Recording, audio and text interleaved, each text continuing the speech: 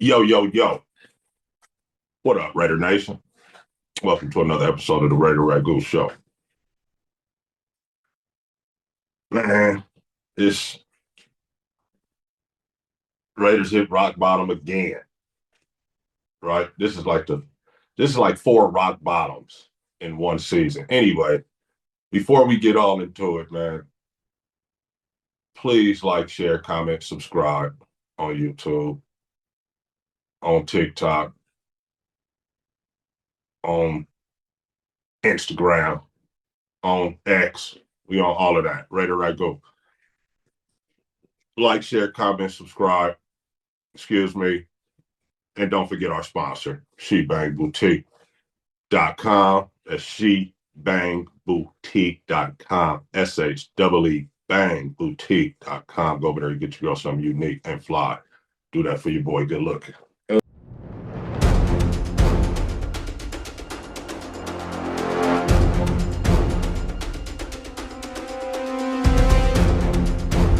All right, so this week we're doing a little different.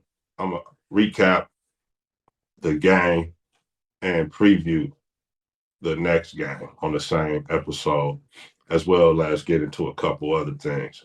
So the Raiders got blown out again by Philly, 31-0. And it was,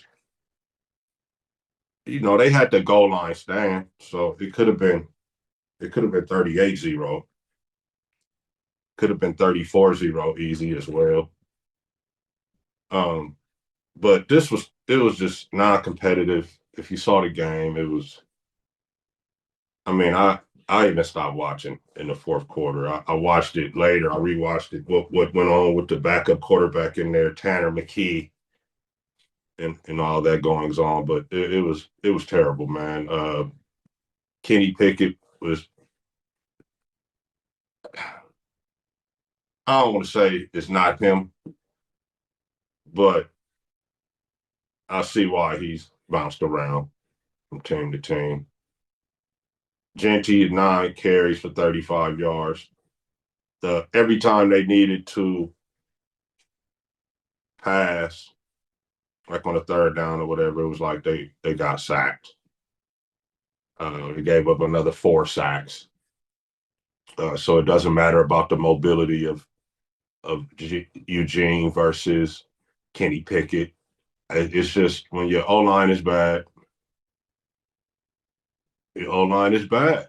They haven't been coached up. They haven't been playing well all season.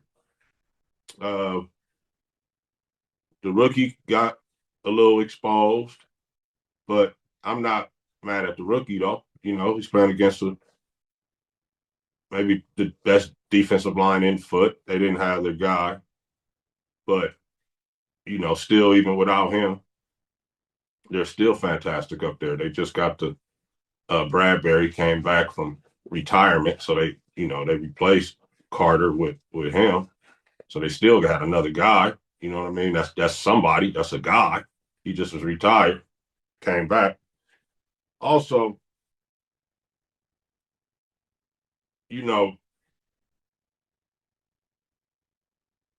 they said Colton Miller is going to come back. And I was like, why? But he got paid already. So I guess he probably feels obligated to come back. But at this point, I'd rather see, Grant or somebody out there, man, and see what he can do, see if he's going to be worth something. Because I hate to say it, but the Raiders don't need to win any more games so they can have all of the flexibility in the draft that's possible, right? And what I mean by flexibility is maybe, we get the number 1 pick. Maybe somebody else wants that. And we can trade make some type of blockbuster deal, get more picks, or get some type of uh, proven all-pro player at whatever position. It could be quarterback, but a proven player plus the pick of the other team, or we just draft the quarterback, number one overall, and roll with it like that, and try to fix the O line in free agency and the draft. Um, However, right now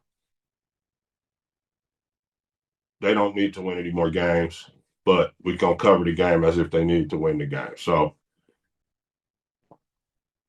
they just ran for 46 yards as a team, 13 rushes for 46 yards.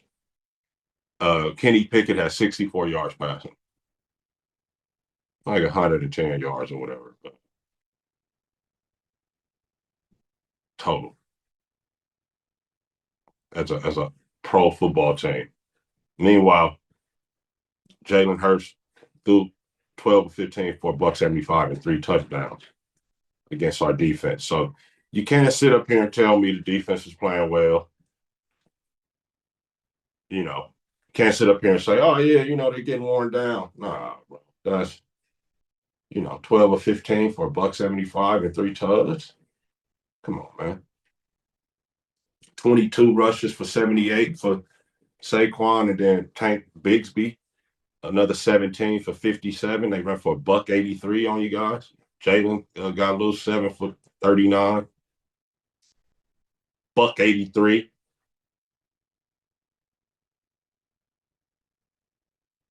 Can't stop anybody.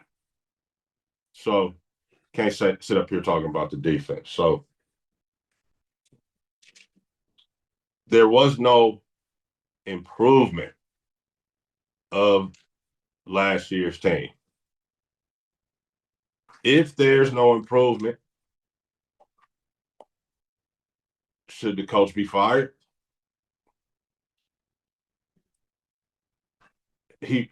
Mark Davis fired Antonio Pierce because it wasn't no improvement.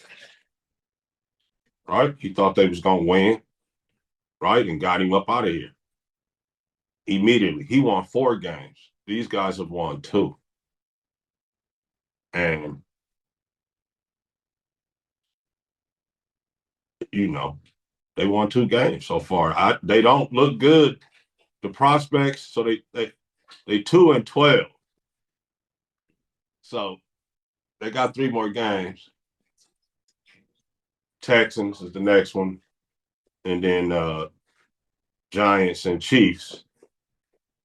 Chiefs running Gardner Minshew out there, and the Giants are the Giants. They're not like real strong ball club, but I don't see the Raiders beating either one of them, even with Minshew, because they're gonna get out coached. So I have no faith in the coaching staff whatsoever to make any type of adjustments, to do anything that's winning football in this day and age, right? Today's game.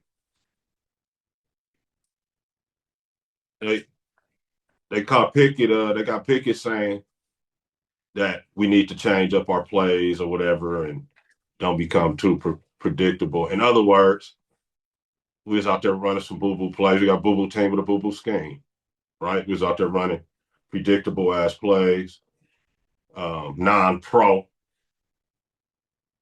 to where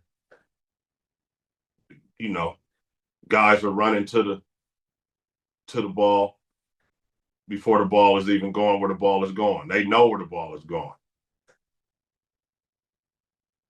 They got a tail like in a poker game, right? They know when it's run, they know when it's passed. I said I was gonna look at it too. The only 2 guys that have been there the whole time is Glaze and Parham. Now,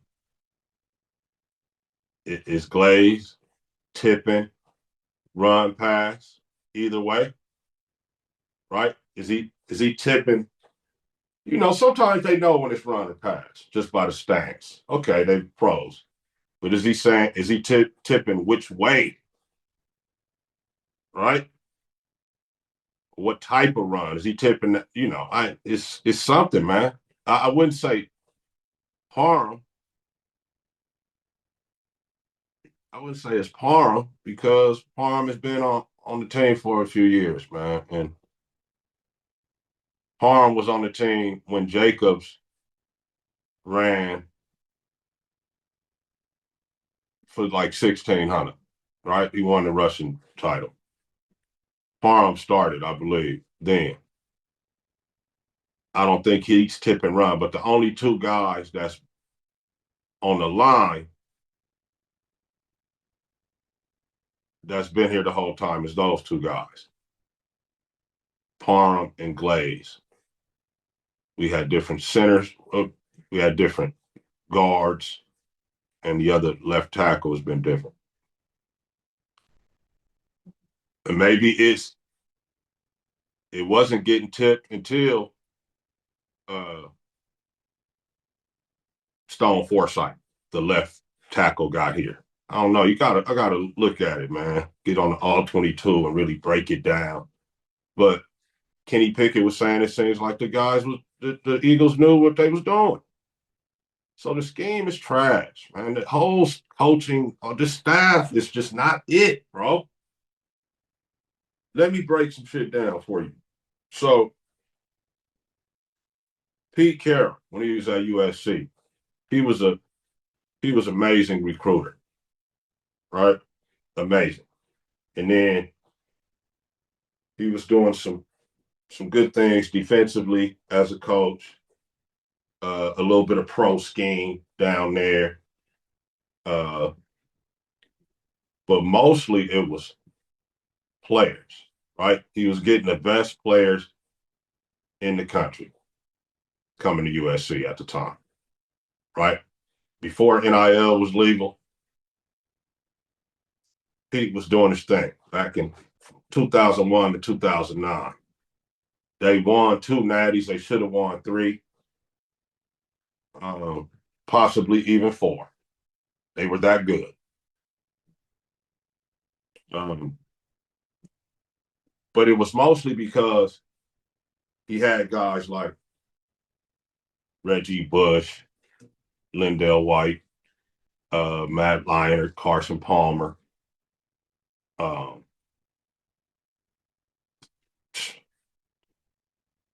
Clay Matthews, uh, the dude Mike Williams, my guy Steve Smith. Um, you know, at the time, these were the best guys coming out of high school, and they were going to USC. He was getting guys on recruiting visits that wouldn't even thought of going to SC before that, like Florida dudes, like Percy Harvin and guys like that was coming to SC for visits. Um, Mostly it was because he had guys.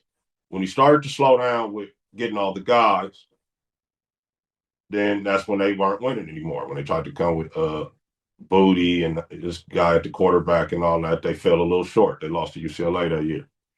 Um, anyway, recruiting genius was doing this thing on the recruiting, getting the best young guys, getting them in college, developing them, and winning championships with them and competing for championships. Just about every year he was there, except for the first one and the last one, right?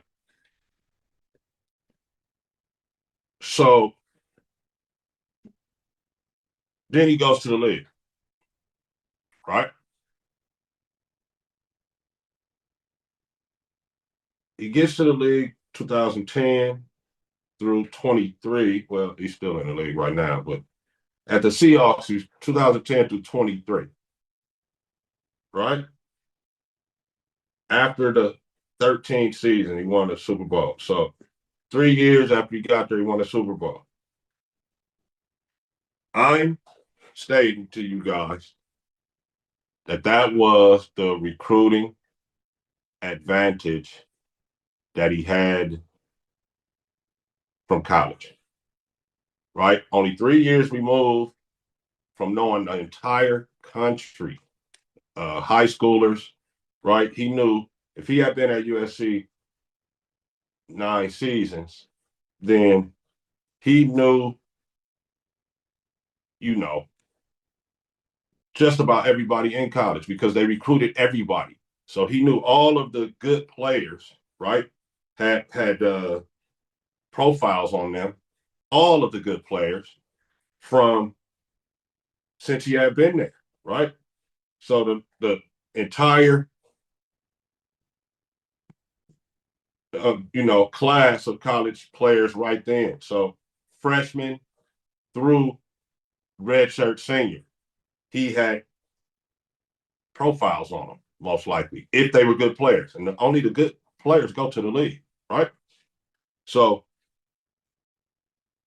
3 years later, he wins the Super Bowl after drafting guys like Russell Okung and Earl Thomas and Golden Tate, Cam Chancellor, KJ Wright, Richard Sherman, Bruce Irvin, guys of that nature in those 3 years leading up to the Super Bowl, right? So he knew all these guys. He had a little bit of advantage over the other pro coaches, all right, because he had that huge database basically of college players, man. And he knew the better ones, right? He knew. Now, when he won at SC, I said it was because he had guys. He had all those guys. When he won in Seattle, it was because he had that competitive advantage of getting the young guys that he knew was good because he had profiles on them from recruiting them at USC. And therefore, he's able to stack his team with a bunch of guys, right? Once that advantage wore off, right, after he had been out of college for a minute and didn't have that huge database anymore of players, and you out here, like the rest of the NFL now, scouting department, personnel department, GM, you guys are, getting players, trying to manage the salary cap and all that. And yeah, he was still competing. He was competitive because, he had guys from before. It's not like he just had, the team was just all of a sudden trash, right? Guys didn't get old that fast. They all didn't come at the same time, Paul. So some of the guys were younger, right? So it kind of played out where they were kind of like a middle of the road team for years. 10 wins, maybe even 11, 9, 8 wins, right? Draft purgatory, always in the middle of the draft. I forgot he also drafted Russell Wilson during that time. Not really high in the draft board to be able to pick guys. But then once he, you know, didn't have that advantage anymore, the picks weren't as good. None of those guys that he picked after those first 3 years were any good. Almost none of them turned out to be anything.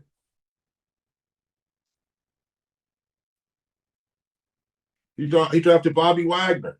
You know what I'm saying? Russ. He knew these kids. So I'm saying on the Raiders, where they come in and we already don't have that many guys, but then you come in and you say, okay, I don't want Merrick. I'm not paying Merrick. I'm not paying Spillane, right? We're not going to pay Hobbs, right? And then you bring in all these guys that you brought in. Like they were better than the guys that went out.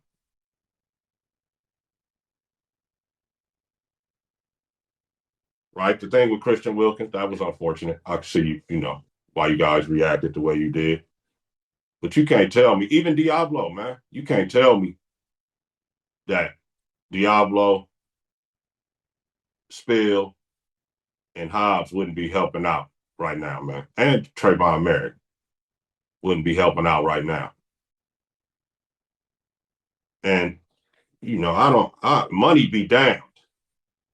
I don't even want to hear about the money, the salary. Man, money be damned, man. You know what I'm saying? You got billions now, bro. Money be damned if you want to win. You need guys. So Pete has no guys. So Pete's not going to win, man. Plain and simple. The only way Pete Carroll can win championship football is with guys. And he don't even have the time to do it here in Vegas. So you need to probably move on to a younger guy, a guy that's got more of a grasp of what they're doing today. Okay, and that's just it, man. What they're doing today. Too much cover three, guys opening the seam, stay on top. Too many curl routes for first downs. Too many 10 yards and sit down for first downs. Right? It's just pathetic, man. It's easy. It's out there looking easy. Uh, not have got worse and worse against the run as the season has went on for whatever reason. It's just all bad, bro. There's nothing that Pete can hang his hat on. Like, look, I did this in my first year. Bro, you were trash. You were worse than AP when you came. Bottom line, you was worse than AP when you came. Pause. All right, man. So I don't see the need to keep him around. I know we don't want to keep restarting. I get it. Don't want to keep running people in and out of the facility. I've said that 2 years ago. But man, you didn't give AP a chance. Hell, you didn't even give Josh McDaniels this chance, right? He won 6 games his first year, which was not an improvement because the team he took over won 10. And then you let him stay after winning 6. But then he came out the next season in in 8 games. In 8 games, he was 3-5, right? Isn't that right? And you fired him. He was 3-5. So Josh McDaniels had won more games the season he got fired than Pete Carroll has won this year so far, right? And this was in week 8. We all the way week 15. This dude is only going 2. You keeping him around though. AP had the interim record, whether you want to count it or not. He went 5-4, came back the next year, went 4-13, and you fired him. So he won more games than Pete Carroll twice, once in half a season and one whole season. And I know the season ain't over yet, but the Raiders aren't going to win any more games, I don't think. For sure, they're not going to win 2 more or 3 more. So they're going to finish with a worse record than the ball club coached by AP and those guys last year. And don't forget,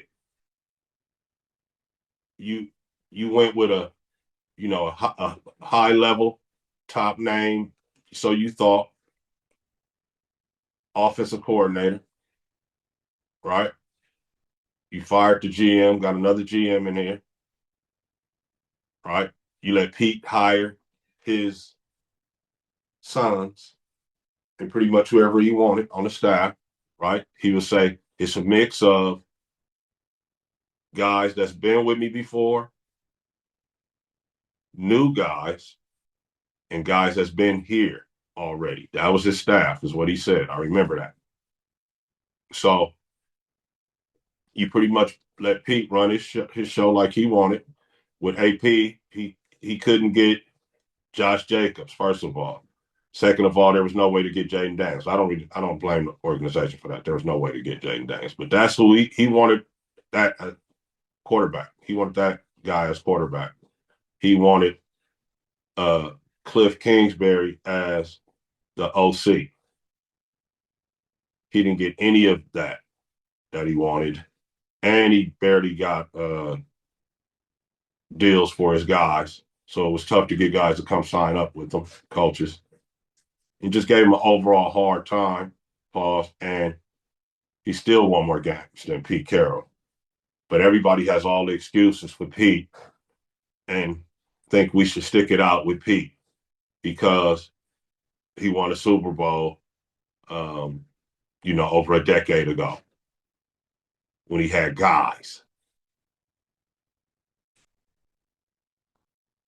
Anyway, man, I'm going to move on to the game this week. I ain't going to lie to you, man. It's going to get ugly probably.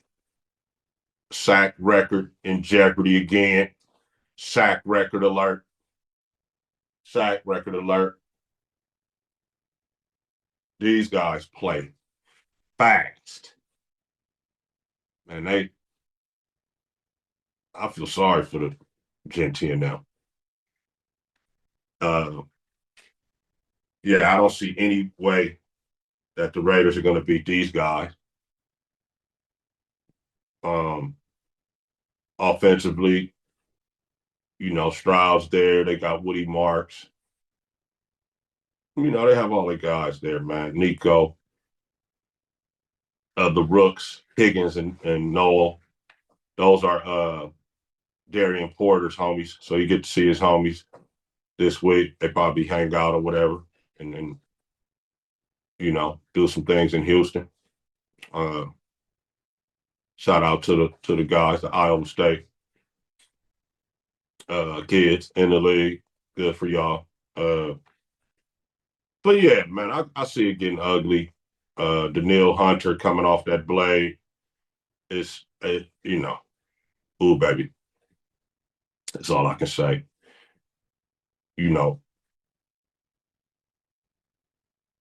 What do the Raiders need to do to win the game?